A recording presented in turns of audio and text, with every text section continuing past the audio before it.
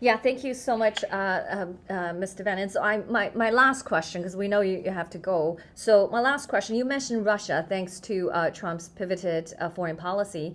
And we also know that Zelensky is going to arrive today to sign the mineral deal. So kudos to the team. So I wanted to ask you, you mentioned Russia's role right now is Trump wanted to divide, right, break the alliance between Russia and China. But my question to you is, do you believe Russia would join forces with the United States to actually eliminate the CCP? You know, Miles Guo, once again, when I first met Miles, Miles was a student of history.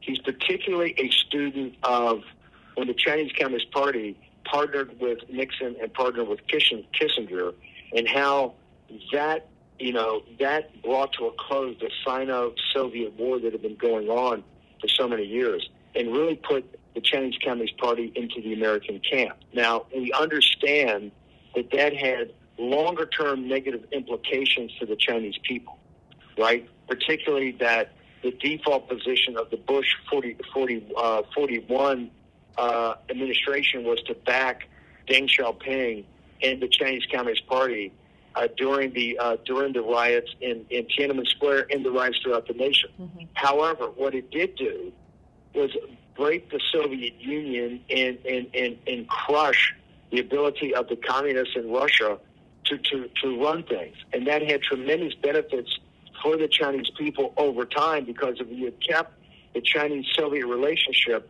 I think China would be much more impoverished today. I think they'd be actually in worse shape than they are under Xi and the Chinese Communist Party. What Miles has recommended from the beginning, Miles was always wanted to say, look, you've got to take a big picture here geostrategically, and you've got to reverse this. To the degree that you can get Russians in a rapprochement and in some sort of alignment with the West and with the United States, that is a way to basically thwart the Chinese Communist Party's, going from East Asia, trying to be a hegemon in East Asia to try to be a hegemon on the Eurasian landmass. And this is why the Chinese Communist Party, particularly with One Belt, One Road, and all these trillions of dollars of debt they've taken on to the detriment of the Chinese people, but to the benefit of their increasing geostrategic advances throughout the world, particularly in sub-Saharan Africa and Latin America and through many parts of South Asia, that it's now more important than ever for us to do this realignment. It's going to be very tough for the United States to do some sort of strategic partnership with Russia. There's just too much difference between the way the KGB runs things and the way we run things here in the United States. But that doesn't mean there can't be a rapprochement of like interest.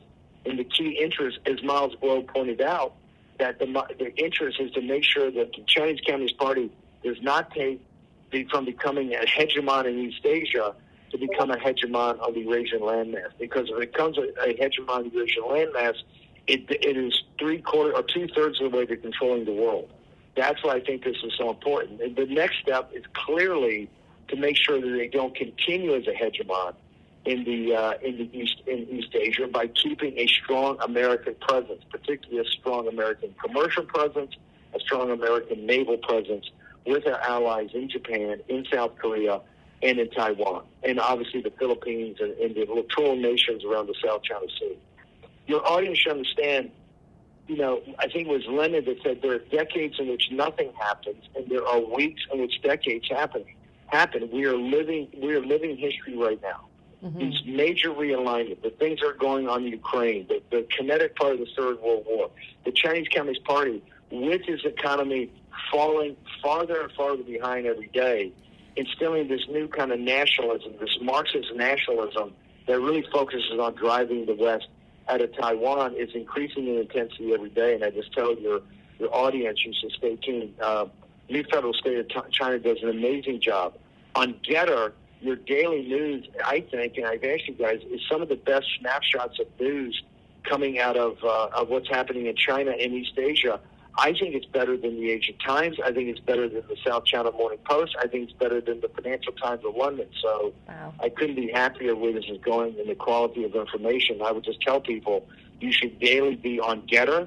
You should be on Getter to make sure that you're getting everything from your daily news site, watching your shows on New Federal State. And, of course, please watch the war room, where we do so much live coverage now from Trump's White House to give you a play-by-play on the making of history. Sign up for free and be part of the movement. It isn't just an app. It isn't just a social media platform. It's a community. Download Getter right now.